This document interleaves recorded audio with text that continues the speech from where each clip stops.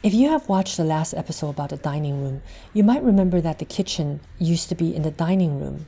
My cousins who moved in after we left got rid of the kitchen in the dining room and built this one out in the yard. That's actually in keeping with tradition, where the kitchen and the living quarters are separate. Perhaps to avoid fires burning down the house. It's still a wood-burning stove, so this will have to be modernized.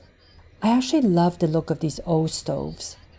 I asked Sifu if he could make the new one look like this, but either use gas or electricity for cooking. He said that was possible, but we should close the openings because mice might crawl in. 即係呢個係暗拆咧，係咪以後會有啲老鼠衝捐入去咁樣咧？都會有啊，會噶，會啊。有時又窿嗰啲位磚㗎。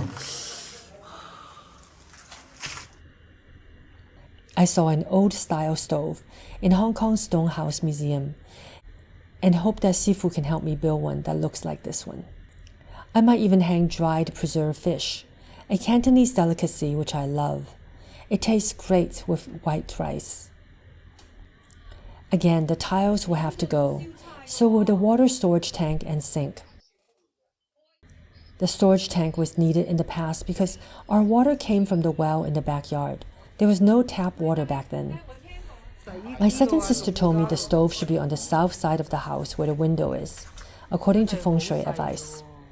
That seemed to make sense. It would be too hot in the morning on the east side when the sun comes out, or the west in the late afternoon and evening when the sun sets, and the north side might be windy.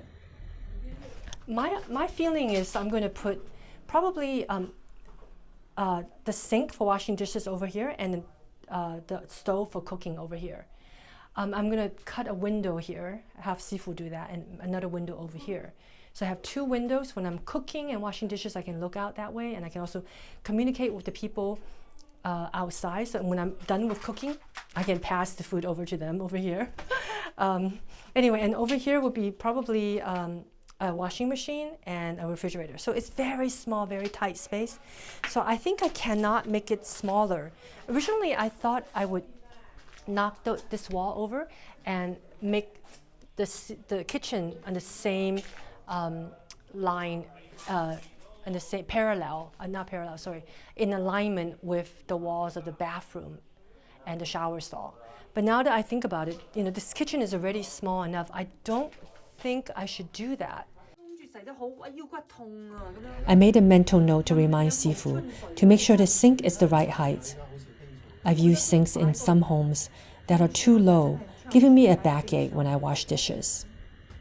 The window, fortunately, opens wide enough for air circulation and a little bit of light. 係啊，我諗住以後一邊靜下食，一邊睇到外邊咯。會啊，嗰度去開個窗。我就淨半封閉得啦。I want a big window outside to brighten the kitchen and avoid the need to turn on lights, except at night. I can then look out the window when I wash dishes. Sifu said that could be done.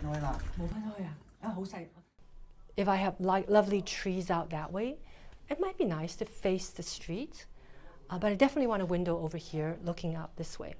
And I want to show you that there's actually a window on this side of the kitchen as well. And my cousin and my mom told me they used to, my cousin who was living here, they used to talk to the next door neighbor who are our relatives. So that's how families, Chinese families, stay connected. They would gossip or talk about anything during cooking while they're both cooking. And the next door neighbors had younger daughters, my cousin's sisters. They would consult my mom for advice, teenage problems. So it was really nice. They're still in touch. And that's how relationships with extended families were maintained. We're still on very good terms with both sides of the family.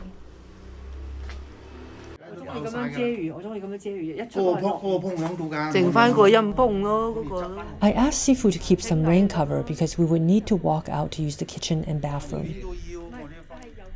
As I had mentioned earlier, I had wanted to push the kitchen back to make the yard bigger. It was bigger in my memory because the kitchen wasn't there at the time.